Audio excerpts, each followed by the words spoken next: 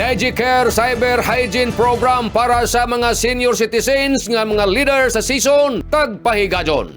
Dalaygon karadyaw ang tagpahigadyon sa mga kadagkuan ng mga opisyal ng lungsod ng season sa ila makahuluganon sa malampuson na programa niadtong Agosto 5 ning tuig 2026 dito sa munisipyo ng Season, Surigao del Norte. Ang tagtawag na DigiCare Digital Citizenship Awareness and Responsible Engagement Cyber Hygiene Program na nagtumong sa pagpalig-on sa kahibayosan ng kaandam ng komunidad sa paggamit sa digital na teknolohiya. Ini amoy tagsulti kuman buntag ni Provincial Governor Lyndon Barbers ning Tigbalita. Laong ni Governor Barbers human sa unang roll-out ng programa niadto Marso tuig 2026 dito sa may sitio Tagbasingan, Barangay Mati ning Dakbayan sa Surigao, isip kabahin sa selebrasyon ng National Women's Month na din nakabenepisyo ang mga mamanwa ng mga kababatinan sa nan kabataan. Nagpadadyon ang programa sa pag-abot sa lain-lain na sektor. Kuman 49 ka senior citizens ng mga leader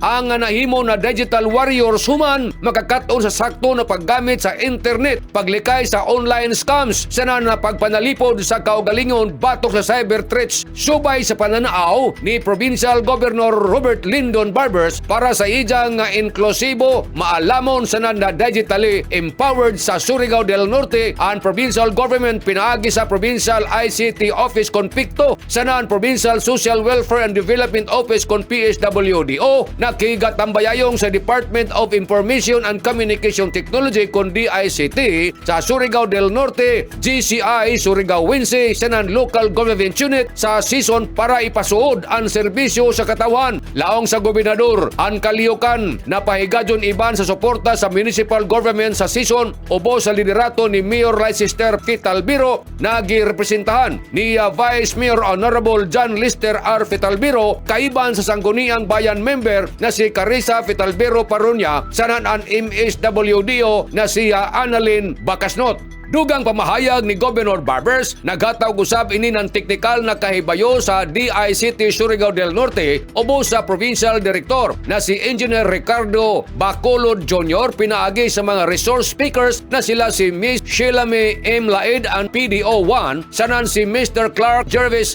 S. Consigna and PDO2, iban sa suporta sa GCI Surigao Winse na tagpanguyuan ni President Miss Sheila Lauren P. Miharis. Busa nakalaong si Provincial Governor Lyndon Barbers na dalaygon gajud karadyaw ang tagahinang na programa sa mga opisyal ng season. Gumikan kay ini na programa naghatag man ng mainungdanong impormasyon sa komunidad dakan ila mahibayan ang kaimportante kuman sa mga bagong teknolohiya sa kalibutan na ato taghuyan. Aktibo na nutambong ang mga senior citizens leaders sa season pinagi sa pagmugna ni Federated President Crescencio E. Maglupay, sana Uska Head na si Nonito D. Kalang, samtang ang PICTO team naghatag sa ilang dedikasyon para masiguro ang kalampusan sa mauna kaliyukan. Pinaagi sa DigiCare, mas tagpalapdan ng probinsya ang digital awareness para masiguro na ang kada Surigaonon bisan uno pa na edad daoy kahibayo sanan handurawan sa paggamit ng digital sa luwas, irresponsable sanan epektibo na pamaagi.